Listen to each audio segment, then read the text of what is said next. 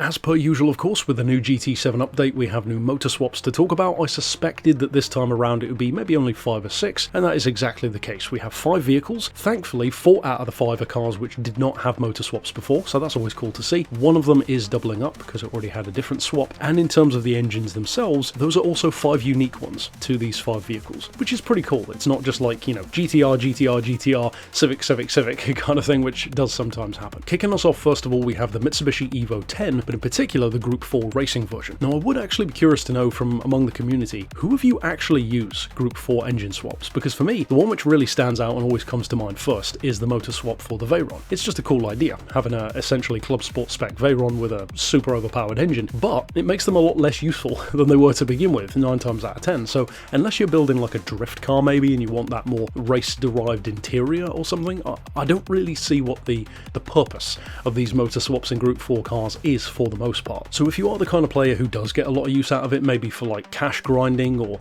a fuel advantage on a certain vehicle perhaps, I would be curious to know, and of course that would benefit other players as well when it comes to them choosing whether or not to do those swaps. The next one I could easily see being the standout for many players. When I saw that a Clio V6 now has an engine swap, I really did have fingers and toes crossed that it would be a Lexus LFA V10 engine, because then you could make a Clio F1. Of course that wasn't going to happen, but that would have been pretty cool. That being said, the engine that you can put into it is still kind of wild and unexpected in its own right, an EJ20 Subaru Impreza rally car engine for a very kind of rallycross kind of vibe, you could say. If only it had a drivetrain swap and you could make this thing an absolute monster with 4-wheel drive as well. But yeah, for those who want obviously more power but also a more race kind of vibe and feel and sound, yeah, I'd imagine a lot of people are going to have a lot of fun with that one, and who knows, I might even do a build based on it in future myself. Speaking of builds, this is another one which I really like, the 2016 Isle of Man Time Attack Subaru. This thing has so much potential, but it doesn't really live up to a lot of what it could be capable of, just because of the structure of the game, and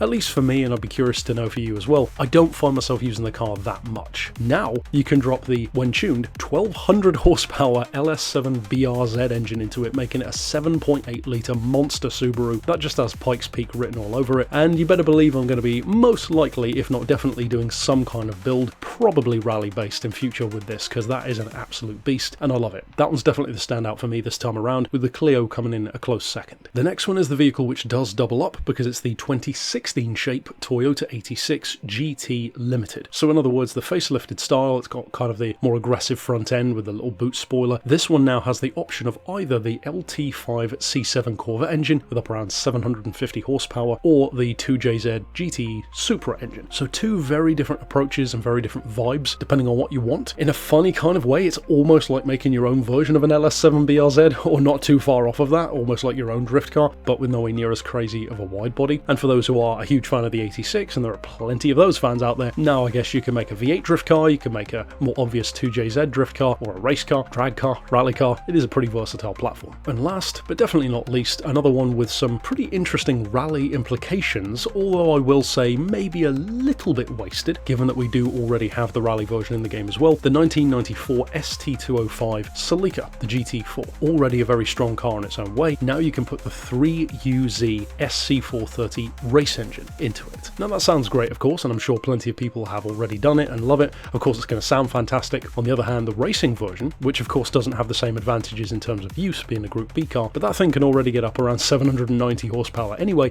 so it's not like this is going to be necessarily that crazy in comparison, but the biggest ace card in this one's deck is of course that you can use it on road going events, and that's a pretty nice advantage to have, albeit an expensive one in the case of some motor swaps. I actually do quite like the mix this time around. It's not as many, which is always unfortunate, but this is the kind of variation, the kind of unexpected wildness that I like to see in engine swaps. Not just the same repetition over and over again, but something different, something you wouldn't expect, a bit of craziness for those who are curious about all of the other builds that you can do with motor swaps in GT7. If you look right below this video in the description, I've literally got a list of every single episode of this series, so you can see literally all of them that you can access in the game. And in the coming days, I'll be reviewing the new cars in 1.61, the Nismo, the Qashqai, and the Honda N1. But for now, thanks for watching.